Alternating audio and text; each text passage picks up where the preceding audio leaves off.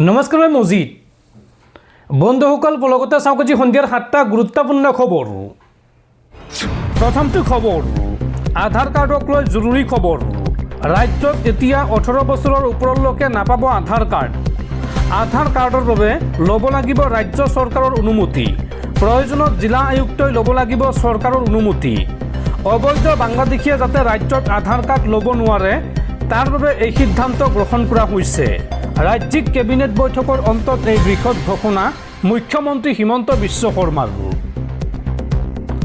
18 বছৰৰ ঊৰ্ধ্বৰ নাগৰিকৰ বাবে ৰাজ্যত বন্ধ হ'ল আধাৰ কাৰ্ড। নতুন আধাৰ কাৰ্ড বনোৱাৰ বাবে চৰকাৰে নিৰ্ধাৰণ কৰিলে অন্তিম সময়সীমা। আধাৰ কাৰ্ডৰ নতুন নিয়ম ৰাজহুৱা কৰিলে মুখ্যমন্ত্ৰীয়ে। এতিয়াৰে পৰা 18 বছৰৰ ওপৰৰ কোনো লোকে বা কোনো নাগৰিকে আৰু নাপাব আধাৰ কাৰ্ড। ৰাজ্যৰ 18 বছৰৰ ঊৰ্ধ্বৰ প্ৰতিগৰাকী যোগ্য ব্যক্তিক ইতিমধ্যে প্ৰদান কৰা হৈছে আধাৰ কাৰ্ড। আৰু এতিয়াৰে পৰা কাৰোবাক নতুন আধাৰ কাৰ্ড লাগিলে জিলা আয়ুক্তই ল'ব লাগিব চৰকাৰৰ বিশেষ অনুমোদন। অৱশ্যে 2027 চনৰ মাৰ্চ মাহলৈকে SC, ST আৰু চাহ জনগোষ্ঠীৰ বাদ পৰি ৰোৱা লোকসকলে লাভ কৰিব আধাৰ কাৰ্ড।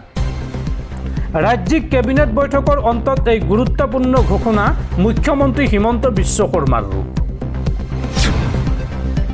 পৰৱৰ্তী খবৰ, ৰাজ্যত পুনৰ ভয়ংকৰ বিমান দুৰ্ঘটনা। এইবাৰ বিমান অৱতৰণৰ সময়তে হঠাৎ ভয়ংকৰ বিস্ফোৰণ আৰু এই ভয়ংকৰ বিমান দুৰ্ঘটনাত মৃত্যু হৈছে পাইলটৰ। যোৰহাটৰ ৰৰৈয়া বায়ুসেনাৰ ঘাটিত সংঘটিত হৈছে এই ভয়ংকৰ বিমান দুৰ্ঘটনা।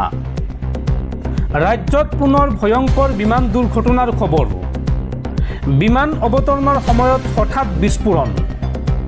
এই ঘটনাত বিমানখনৰ পাইলটৰ মৃত্যু হৈছে। AN-32 বিমান অৱতৰণৰ সময়তে হঠাৎ বিস্ফোৰণ ঘটে। সামগ্ৰী কঢ়িওৱা কামত ব্যৱহাৰ কৰা হৈছিল এই বিমানখন। যোৰহাটৰ ৰৰৈয়াৰ বায়ুসেনা ঘাটিত সংঘটিত হৈছে এই ভয়ংকৰ বিমান দুৰ্ঘটনা। 43 স্কোৱাড্ৰনৰ আছিল এই বিস্ফোৰিত বিমানখন। পৰৱৰ্তী খবৰ, ডাক্তৰ হোৱাৰ সপোন পূৰণ নহ'ল অসমৰ মেধাৱী ছাত্ৰ জাহিদ আলমৰ। বিদেশত অকাল মৃত্যুক সাবটিলে MBBSৰ ছাত্ৰ জাহিদে। উজবেকিস্তানৰ সমৰকন মেডিকেল বিশ্ববিদ্যালয়ৰ MBBS প্ৰথম বাৰ্ষিকৰ ছাত্ৰ আছিল জাহিদ। কিন্তু চিকিৎসক হোৱাৰ সপোন বাস্তৱ বা পূৰণ হোৱাৰ পূৰ্বেই বিদেশৰ মাটিত মৃত্যু হৈছে অসমৰ মেধাৱী ছাত্ৰ জাহিদ আলমৰ। ডাক্তৰ হোৱাৰ সপোন পূৰণ নহ'ল মেধাৱী ছাত্ৰ জাহিদ আলমৰ। বিদেশত অকাল মৃত্যুক সাবটিলে অসমৰ MBBSৰ ছাত্ৰ জাহিদ আলমে। উচ্চ শিক্ষাৰ বাবে বিদেশলৈ যোৱা নলবাৰীৰ মেধাৱী ছাত্ৰ জাহিদৰ কৰুণ মৃত্যু। উজবেকিস্তানৰ সমৰকন মেডিকেল বিশ্ববিদ্যালয়ৰ MBBSৰ প্ৰথম বাৰ্ষিকৰ ছাত্ৰ আছিল জাহিদ। আৰু ফ্লেটৰ কোঠাত মৃত অৱস্থাত উদ্ধাৰ কৰা হয় জাহিদ আলমক। 10 জুনৰ পুৱা সহপাঠীয়ে জাহিদক বিচনাতে মৃত অৱস্থাত প্ৰত্যক্ষ কৰে আৰু লগে লগে বিশ্ববিদ্যালয় কৰ্তৃপক্ষ আৰু স্থানীয় আৰক্ষীক খবৰ দিয়ে সহপাঠীয়ে। আৰু মৰণোত্তৰ পৰীক্ষাত শুই থাকোঁতে হাৰ্ট এটেকত জাহিদৰ মৃত্যু হোৱাৰ তথ্য প্ৰকাশ পাইছে। আৰু এইদৰে বিদেশত অধ্যয়নৰত জাহিদৰ আকস্মিক মৃত্যুৱে এতিয়া মৰ্মাহত কৰিছে সকলোকে। দৰ্শকসকল, আৰু বহুতো গুৰুত্বপূৰ্ণ খবৰ আছে। তাৰ আগতে আপোনাক জনাওঁ যে যদি আপুনি এতিয়ালৈকে এইটো ভিডিঅ'ত লাইক কৰা নাই, তেন্তে এতিয়াই ভিডিঅ'টোত লাইক কৰি দিয়ক। আৰু এনেকুৱা ধৰণৰ ভিডিঅ'সমূহ নিতৌ চাবলৈ চেনেলটো ছাবস্ক্ৰাইব কৰি কাষত থকা বেল আইকনটো প্ৰেছ কৰি ৰাখক। পৰৱৰ্তী খবৰ, অসমত মাত্ৰ 20% মানুহে অসমীয়া ভাষা নক'লেও অসমত অসমীয়া ভাষা থাকিবই। চৰ চাপৰিৰ মিয়াই লোকপিয়লত নিজকে অসমীয়া বুলি কয়, কিন্তু ঘৰত তেওঁলোকে অসমীয়া ভাষা নকয়। কেৱল মুখেৰে অসমীয়া ক'লেই কোনো অবৈধ বাংলাদেশী ৰাতিৰ ভিতৰত খিলঞ্জীয়া হৈ নাযায়।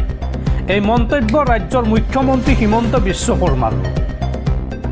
কেৱল চৰ চাপৰিৰ ওপৰত নিৰ্ভৰ কৰিয়েই অসমীয়া ভাষা জীয়াই থাকিব নেকি, এই প্ৰশ্ন মুখ্যমন্ত্ৰীৰ। মুখ্যমন্ত্ৰীয়ে কয় যে চৰ চাপৰিৰ মানুহে অসমীয়া ভাষা লিখা নিলিখাক লৈ আমাৰ কোনো আক্ষেপ নাই। অসম সাহিত্য সভাৰ সভাপতি বসন্ত কুমাৰ গোস্বামীৰ মন্তব্যক মই তীব্ৰ বিৰোধিতা কৰোঁ। আপুনি যদি নিজৰ ঘৰতে অসমীয়া নকয় তেন্তে কাগজত লিখিলে কি লাভ হ'ব?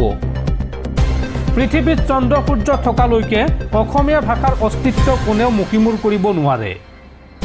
জনসংখ্যাৰ শতকৰা হাৰৰ লগত অসমীয়া ভাষা জীয়াই থকা নথকাৰ কোনো সম্পৰ্ক নাই। মাত্ৰ 20% মানুহে অসমীয়া কোৱা নোকোৱাৰ ওপৰত নিৰ্ভৰ নকৰে অসমীয়া ভাষাৰ ভৱিষ্যত। একাংশৰ এনেধৰণৰ মন্তব্য আচলতে তুষ্টিকৰণৰ একোটা ৰাজনৈতিক কৌশলহে। অসমীয়াক দুৰ্বল বুলি ভাবি একাংশই এইদৰে ভাষাটোক লৈ ব্লেকমেইল কৰিব বিচাৰিছে। কেৱল মুখেৰে অসমীয়া ক'লে কোনো অবৈধ বাংলাদেশী ৰাতিৰ ভিতৰতে খিলঞ্জীয়া হৈ নাযায়। অসমীয়া ভাষাক লৈ এই মন্তব্য মুখ্যমন্ত্ৰী হিমন্ত বিশ্ব শৰ্মাৰ।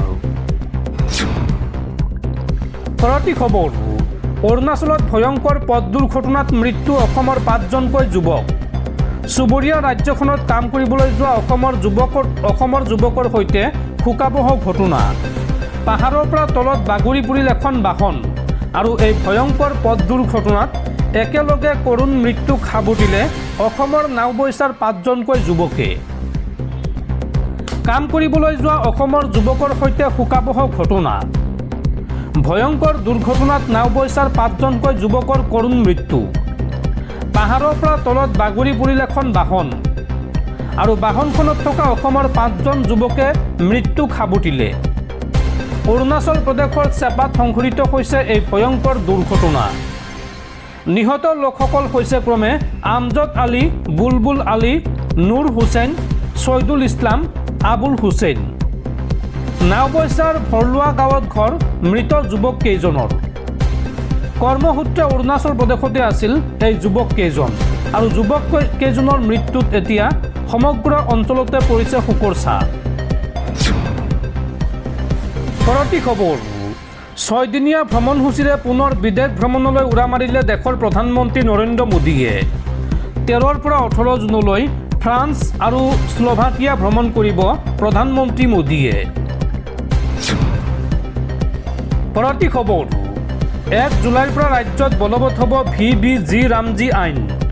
VBG ৰামজীৰ বাবে অসম চৰকাৰে ব্যয় কৰিব 2000 কোটি টকা। চলিত বৰ্ষৰ বাবে 2000 কোটি টকা ব্যয় কৰিব ৰাজ্য চৰকাৰে আৰু ৰাজ্যৰ প্ৰতিখন পঞ্চায়তে লাভ কৰিব 1 কোটিকৈ টকা। আৰু এই আইন বলবৎ হোৱাৰ পিছতে ৰাজ্যৰ গাঁৱৰ লোকসকলে 125 দিনৰ নিশ্চিত কৰ্মৰ সুবিধা পাব। ৰাজ্যিক কেবিনেট বৈঠকত এই গুৰুত্বপূৰ্ণ সিদ্ধান্ত লোৱা হৈছে। পৰৱৰ্তী খবৰ, সমগ্ৰ দেশজুৰি কংগ্ৰেছে আৰম্ভ কৰিব প্ৰশ্নকাকত ফাদিল বিৰোধী অভিযান। অহা 17 জুনত কোটাৰ পৰা আৰম্ভ হ'ব এই অভিযান আৰু এই অভিযানৰ নেতৃত্ব দিব লোকসভাৰ বিৰোধী দলপতি তথা কংগ্ৰেছৰ যুৱৰাজ ৰাহুল গান্ধীয়ে। পৰৱৰ্তী খবৰ, নীৰৱ মোদীৰ লগত বলে নোৱাৰিলে CBIয়ে। দেশ জোকাৰি যোৱা PNB বেংক কেলেংকাৰীৰ দুৰ্নীতিৰ কোনো তথ্য নাপালে CBIয়ে আৰু ব্যৰ্থ CBIয়ে এই গোচৰ শেহতীয়াকৈ গতাই দিলে দণ্ডাধীশক। নীৰৱ মোদীৰ দুৰ্নীতিৰ কোনো তথ্য প্ৰমাণ গোটাব নোৱাৰিলে CBIয়ে আৰু ব্যৰ্থ CBIয়ে এই গোচৰ শেহতীয়াকৈ গতাই দিলে দণ্ডাধীশক।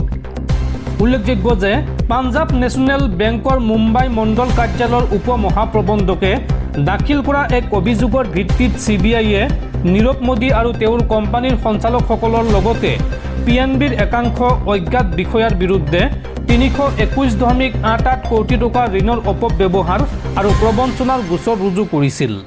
প্ৰথম অৱস্থাত অভিযুক্তসকলৰ বিৰুদ্ধে অপৰাধমূলক ষড়যন্ত্ৰ, প্ৰবঞ্চনা আৰু দুৰ্নীতি প্ৰতিৰোধ আইন 1988 অধীনত গোচৰ চলোৱা হৈছিল। কিন্তু শেহতীয়াকৈ CBIয়ে আদালতক জনায় যে এক গভীৰ তদন্তৰ পিছতো PNBৰ কোনো বিষয়া বা আন কোনো ব্যক্তিৰ বিৰুদ্ধে দুৰ্নীতি প্ৰতিৰোধ আইনৰ অধীনত কোনো দুখনীয় বা আপত্তিজনক তথ্য প্ৰমাণ পোৱা নগ'ল।